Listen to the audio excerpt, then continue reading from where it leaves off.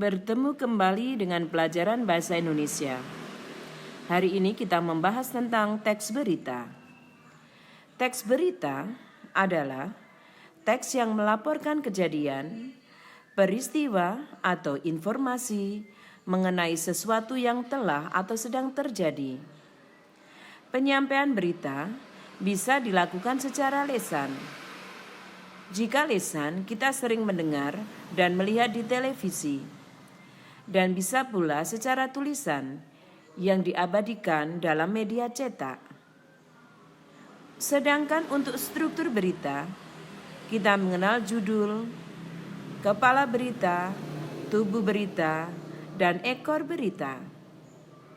Sedangkan untuk unsur-unsur berita, kita gunakan kunci 5W1H. Bisa pula disebut dengan adik Simba. What atau apa, where di mana, when kapan,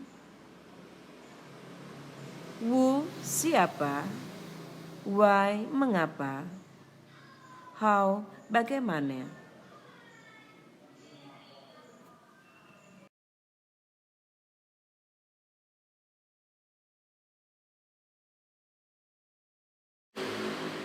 Kaidah kebahasaan teks berita. Dari sebuah teks, kita dapat menganalisis kaidah kebahasaannya.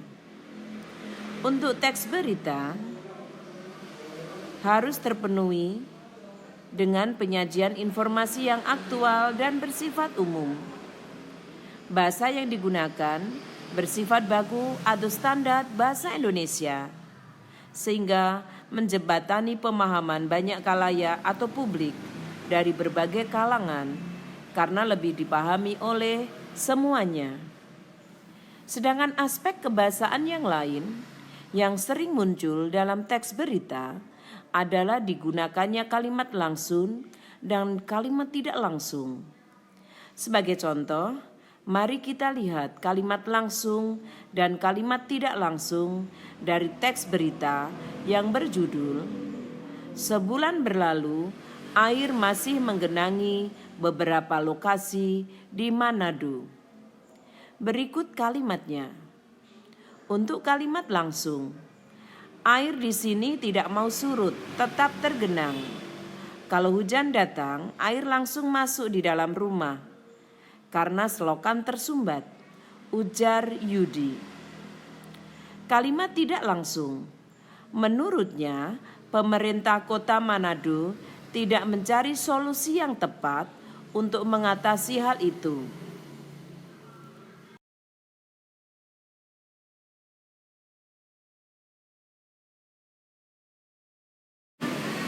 Contoh teks berita. Judul berita, "Sebulan berlalu, air masih menggenangi beberapa lokasi di Manado." Banjir bandang yang menerjang Manado telah berlalu hampir sebulan. Namun, tumpukan sampah dan lumpur masih saja terlihat di beberapa wilayah. Bahkan di beberapa ruas jalan dan lorong, air sisa banjir masih terlihat tergenang. Seperti yang terpantau Kompascom, Senin 10 Februari 2014, air setinggi 20 cm terlihat di ruas jalan persimpangan Plaza dan depan Makmur, Kecamatan Wenang. Salah satu warga, Yudi, yang terlihat masih berusaha membersihkan lumpur dari rumah miliknya, mengaku kesal dengan kondisi tersebut. Menurutnya, pemerintah kota Manado tidak mencari solusi yang tepat untuk mengatasi hal itu. Air di sini tidak mau surut, tetap tergenang. Kalau hujan datang, air langsung masuk di dalam rumah karena selokan tersumbat, ujar Yudi. Menurut dia, percuma saja mereka membersihkan rumah mereka karena air bercampur lumpur di jalan masih ada. Selain di persimpangan Plaza, Air dan lumpur juga masih terlihat di lorong samping kelenteng Kuangkong, Kampung Cina. Di lorong tersebut, beberapa rumah keturunan Tionghoa terlihat masih dipenuhi lumpur.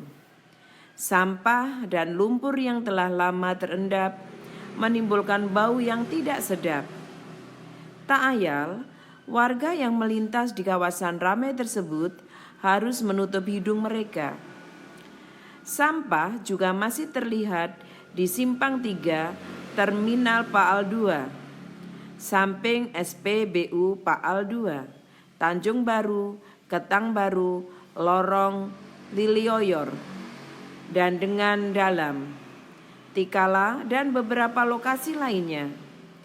Banyaknya sampah yang ditinggalkan banjir bandang yang terjadi pada 15 Januari 2014 lalu memang membuat pemerintah kewalahan. Walau ribuan relawan setiap hari turun membantu membersihkan dan mengangkat sampah, tetap saja masih banyak sampah yang belum terangkat. Diperkirakan sampah yang ditinggalkan banjir bandang mencapai 100.000 kubik.